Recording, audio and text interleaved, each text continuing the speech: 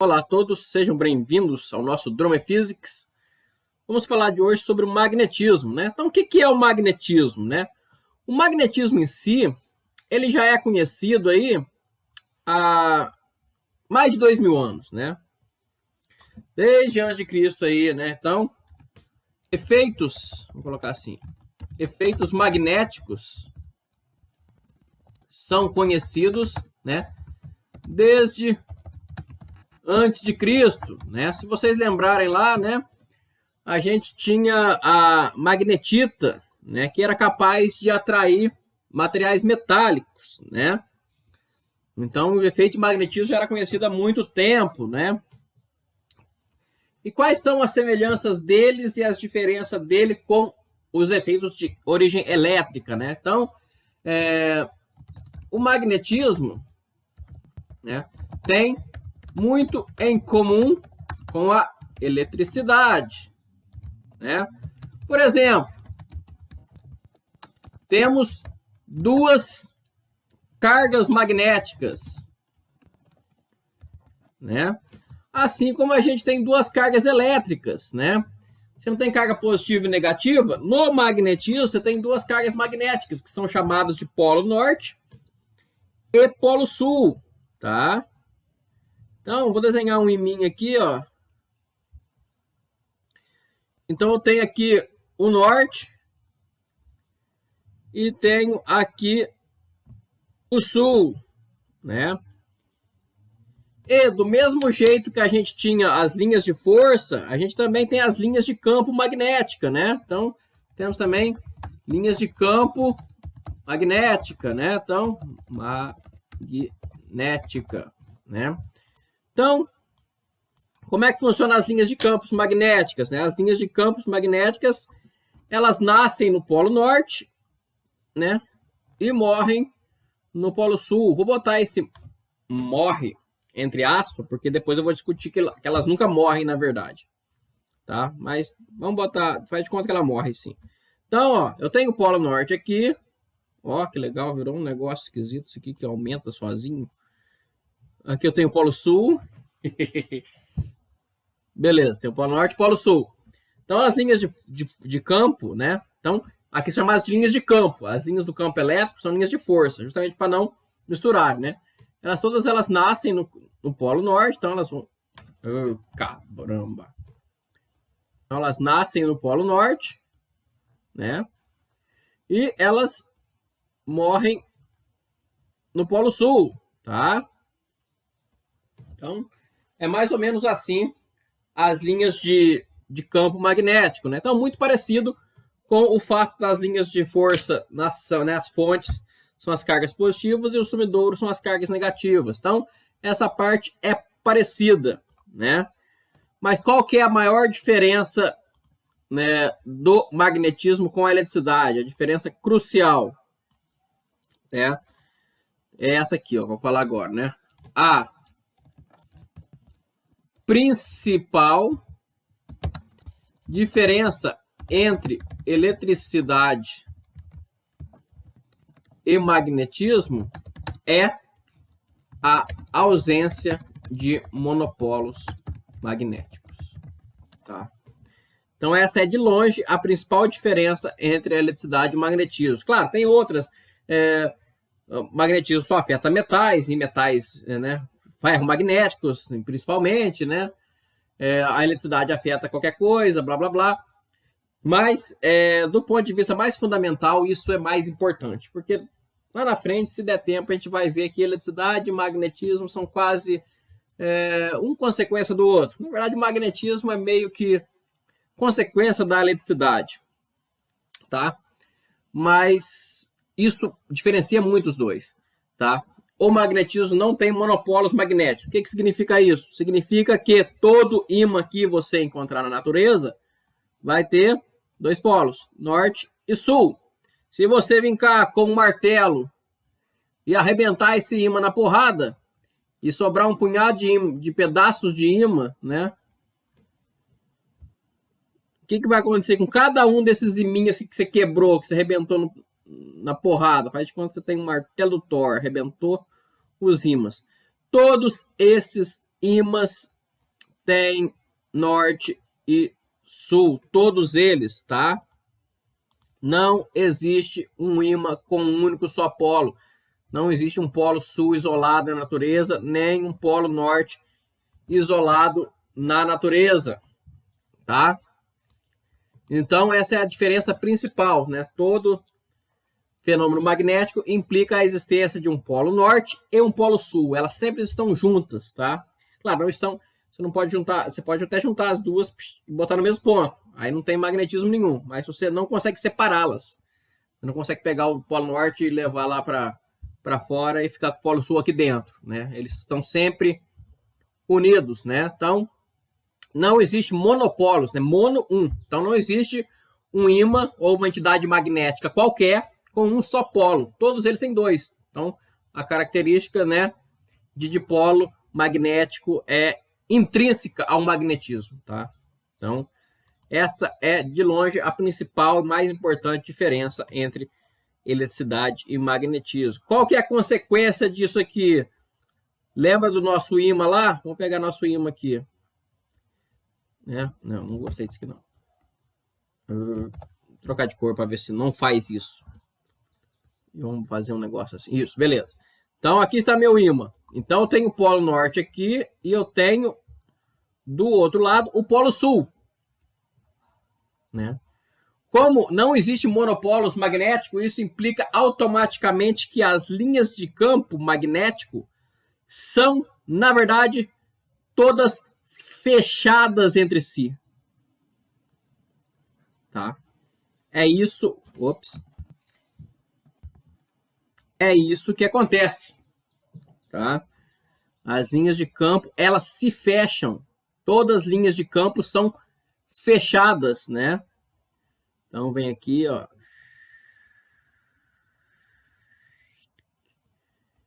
Tá? Então, as linhas de campo magnéticas são todas fechadas, tá? Então, não existe...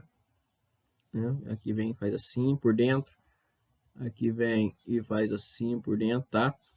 Então, as linhas não são igual a... o que as cargas positivas são fontes, outras são sumidouros e elas se espalham, né? Na verdade, elas são obrigatoriamente, elas devem se fechar. Por quê? Porque não existe monopolo. Então, se uma carga se um polo norte, né, um polo positivo, polo norte às vezes é chamado de polo positivo também. Se um polo norte cria uma linha de força, automaticamente deve existir um polo sul, tá? Então sempre vai ter que ter um polo norte, um polo sul, um polo norte, um polo sul e as linhas de força, né? Se não tiver mais nada, né? Se tiver só esse ímã isolado no universo, obrigatoriamente as cargas se fecharão entre eles. Claro, se botar outro ímã lá, elas se fecham no outro ímã. Mas não importa. O importante é que elas são fechadas. Tá? Então, é isso que acontece. Tá? Todas as linhas de força, melhor, linhas de campo, né? Então, todas as linhas de campo são fechadas, né? São fechadas. Não existe uma linha aberta, não existe uma linha que aponta para o infinito. Ela sempre, né, retorna e morre, entra no Polo Norte. Não, melhor, sai do Polo Norte e vem para o Polo Sul. Beleza. Dito isso, como é que interage, né, esses polos? Né? Aí volta a ser parecido com a eletricidade. Polos iguais se repelem e polos opostos se atraem. Né? Então você pode brincar aí com ímã, criança adora brincar com ímã, né? Porque tem essa loucura aí, né? Esse fenômeno engraçado. Você pega dois polos norte e você não consegue chegar eles perto, né? Parece uma força de repulsão, né? Isso também é parecido com a eletricidade. Carga mais com mais, repulsão. Mais com menos, atração. Aqui, polo norte com polo norte dá repulsão. Polo norte com polo sul dá atração, né? Então, você tem este efeito do magnetismo, que é muito parecido, né, com a eletricidade. Beleza, mas vamos tentar agora quantificar, né? Vamos fazer assim, quantificação do magnetismo. né? O que significa isso? Vamos dar números, né? Qual que é a força? Qual que é a força de um ímã? Né? Ainda bem que não pegou essa borracha, que eu apertei errado. Não é borracha que eu quero, não. Eu quero isso aqui, ó. Qual que é a força de um ímã, né? Então, como você tem lá, desde a experiência do Horace lá, que você tinha cargas elétricas em movimento, corrente, afetando bússolas, né? Você tinha lá... Depois a gente vai discutir isso, né? O campo magnético por correntes, mas desde quando o Horace descobriu que você pegava uma corrente, que é um fenômeno puramente elétrico, é uma bateria que cria uma corrente. Puramente elétrico, né? Já que é uma bateria empurrando carga, né? E esse fenômeno puramente elétrico fazia uma bússola virar, que é um fenômeno puramente magnético. Então já se questionava, será que um fenômeno puramente magnético, que é um ímã, consegue afetar uma grandeza puramente elétrica, que é a carga? Então por muito tempo eles se perguntaram isso. E eles fizeram vários testes, eles pegavam lá os ímãs e botavam perto das cargas, e botavam cada vez ímãs mais e mais fortes perto das cargas, e nunca produzia nenhum efeito na carga. Parecia que não. Parecia que ímãs não afetavam cargas elétricas, né? O que aconteceu? Veio o Michael Faraday, né, de novo, grande experimental, maior experimental provavelmente da física, e fez um teste diferente. Botou um ímã e botou uma carga, não parada, mas em movimento. O que acontece com aquela carga quando ela passa pelo ímã? E ele descobriu que a carga era defletida, ou seja, ela mudava a sua direção, mas sem mudar a sua velocidade. Era uma força defletora, tá? E o que estava... como é que você quantificava essa força defletora? Ela tinha duas grandezas. Três grandezas, na verdade. Dependia da força do ímã, então o ímã mais forte fazia uma deflexão maior, né? Fazia ela curvar mais. Dependia da carga e também dependia da velocidade. Então, se você fosse uma velocidade maior, tinha uma força defletora maior. Então, você podia quantificar o campo B. Como fazer isso? Joga sempre a mesma carga, sempre com a mesma velocidade, e muda só o campo e vê o que acontece. Aí você consegue falar, a força está aumentando nessa proporção, tá? Então foi assim que se quantificou a força magnética, né? Então, vamos colocar aqui, quantificação do magnetismo, né? Então, coube a Michael Faraday quantificar a força magnética, porque quantificar ímãs era muito difícil, né? Através de interação de um ímã com o outro, né? Como que ele fez isso, né? Ele mostrou que a força magnética sobre cargas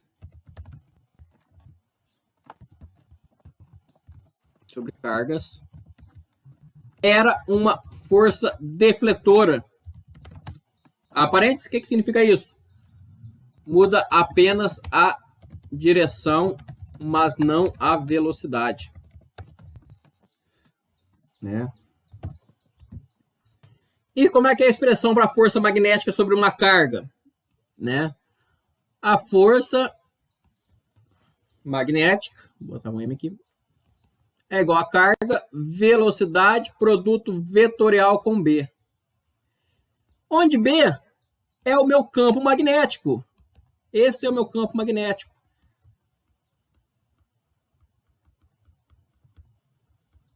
Tá?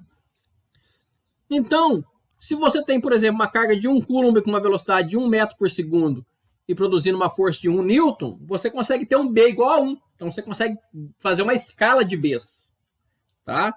E o campo magnético B, ele é medido em Tesla, tá? Em homenagem a Nikola Tesla, um grande físico, outro grande físico experimental e teórico, meio doidão, tá? Nikola Tesla, bastante excêntrico, Nikola Tesla, tá? Então essa força ela é defletora, tá? Ela não muda a velocidade. O que a gente pode falar sobre essa força defletora? Lembra o teorema trabalho-energia? Trabalho realizado por uma força é igual a variação da energia cinética, que nesse caso é zero. Logo, forças magnéticas não geram trabalho.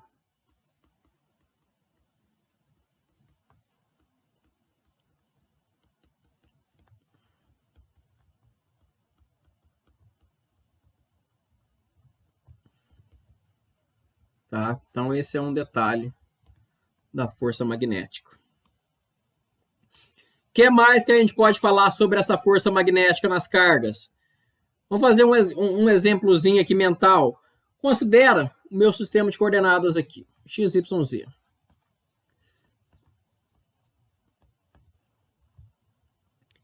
Se a minha velocidade está na direção x, vamos considerar que o meu campo magnético está na direção z. Qual que vai ser a força? Para onde que a força vai estar aplicada? Qual que é a direção da força? Né? Então, a força vai ser que um V na direção x chapéu, vetor B na direção z chapéu. Ora, quanto é x chapéu vetorial z chapéu? Se tiver dúvida, triângulo mágico. X, Y, Z. Né? X vezes Y, X vetor Y é Z, Y vetor Z é X, e Z vetor X é Y, né? E se trocar o sentido da multiplicação, você ganha um sinal de menos 1. Então, X vetor Z é menos Y, tá? Então, quando uma carga é lançada na direção X com um campo magnético na direção Z, você tem uma força para cá. Então, a força vai ser para cá. Tá? Beleza, então se essa força começar a empurrar essa carga para a direção Y, uma hora ela vai começar a apontar para a direção Y. Mas se a velocidade aponta para a direção Y, qual que vai ser a força? Né? Então, agora com uma velocidade na direção Y, então, eu vou ter o seguinte, que VY, vetor, menos Y, né, na verdade, né? Menos Y, vetor Z. Então, Y, vetor Z é X, como tem um sinal de menos aqui, essa nova força está na direção menos X. Então, depois dela ir para um lado, ela inverte seu sinal, ela vai para lá, né? Então, vai passar na direção menos X chapéu. Então, presta atenção no que está acontecendo aqui. Vamos até desenhar aqui. Tá? Então, o que acontece? Aqui é o XY. O campo está na direção Z positiva. Então, que é saindo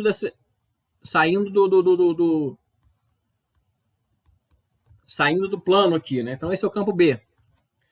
Então, quando a carga estava indo para a direção X, peraí que eu troquei, né? X é horizontal e Y é vertical. X, Y, Z, saindo do plano. Então, quando a carga estava indo na direção X, a força estava no menos Y. Então, ela vem para cá. Ops. Só que quando a força começava a ir na direção Y, menos Y, né? A força ia para menos X. Então, vinha para cá. Né? Quando ela começar a ir na menos X, né? Quando ela estava indo na X, estava indo na menos Y, então ela vai começar a ir para mais Y. Então, vai para cá. Quando ela vai para mais Y, a força faz ela ir para X. Então, faz isso aqui, ó. Que movimento que é esse? Movimento circular. E mais, uniforme. Por que uniforme? Porque a força defletora não muda a velocidade. Só muda o seu sentido, mas não muda o módulo. Por isso não realiza trabalho. Então, uma partícula colocada num campo magnético uniforme irá realizar um movimento circular uniforme. Tá? Vamos anotar isso aí. Então, uma partícula carregada com velocidade, tem que ter velocidade, senão a força dá zero. Uma velocidade V. Colocada num campo magnético uniforme, realiza um movimento circular uniforme nesse plano. Tá? Ou melhor, nesse plano não. Realiza um movimento circular uniforme num plano perpendicular a B. Tá? O B é campo. Então, o que quer dizer isso? Quer dizer que se a minha força tiver perpendicular ao campo, vai ser um movimento circular uniforme puro. Então, se o campo está para cima aqui e eu tenho uma força nesse plano, ela vai ficar circulando aqui.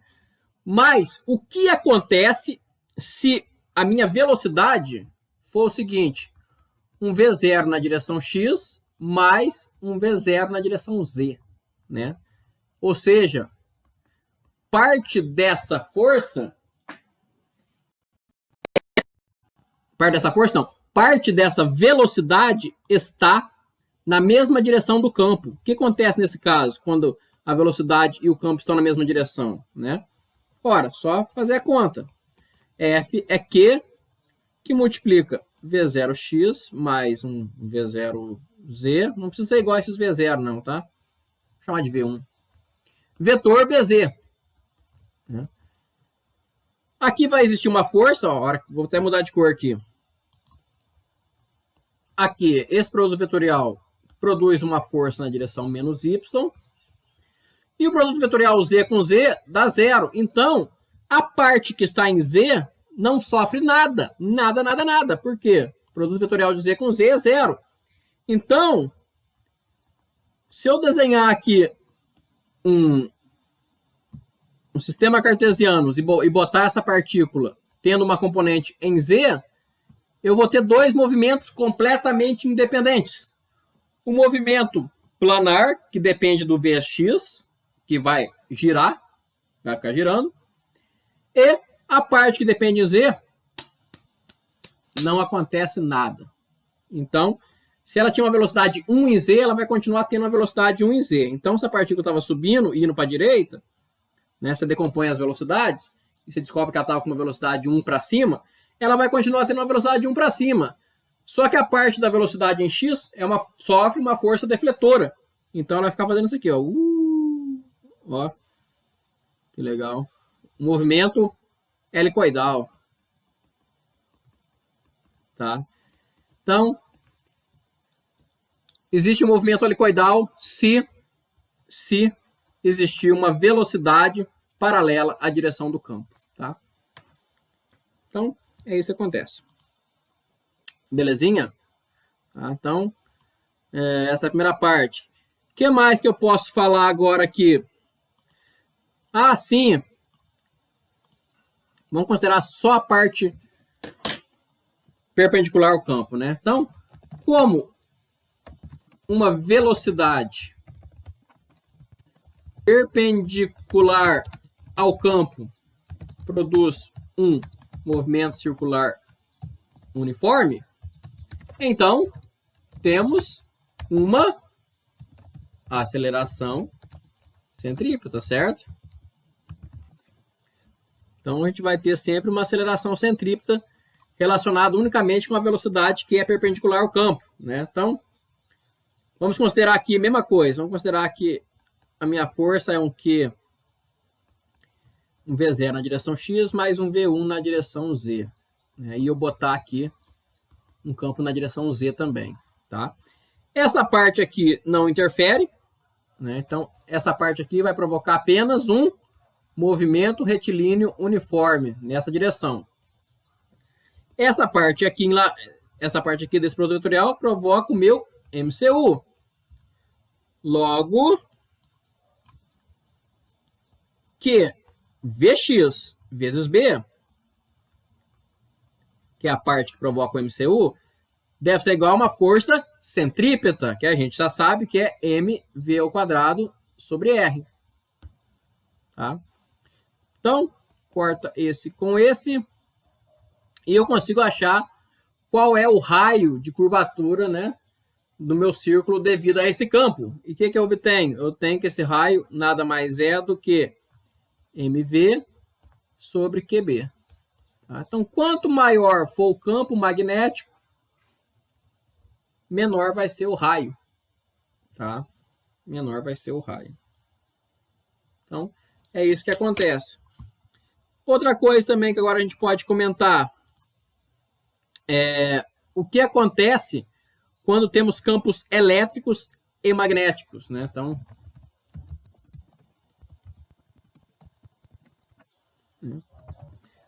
se a gente tem campos elétricos e magnéticos, basta somar as forças. Qual que é a força elétrica? Força elétrica é carga vezes campo, porque o campo é força dividido por carga. E qual que é a força magnética? A força magnética é carga, velocidade, produto vetorial com B, né? Então, isso aqui é chamado de força de Lorentz.